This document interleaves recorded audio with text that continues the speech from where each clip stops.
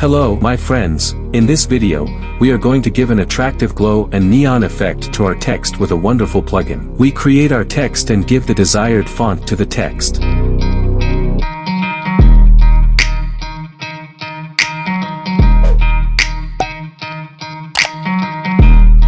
We go to the effects section and put the Uni Electrify effect on our text.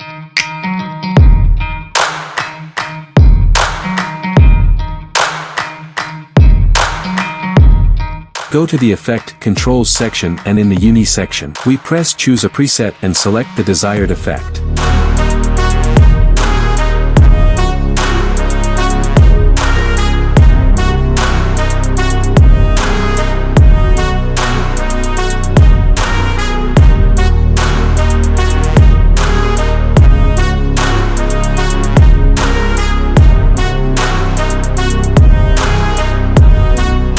We can also change the effect color in the Uni part.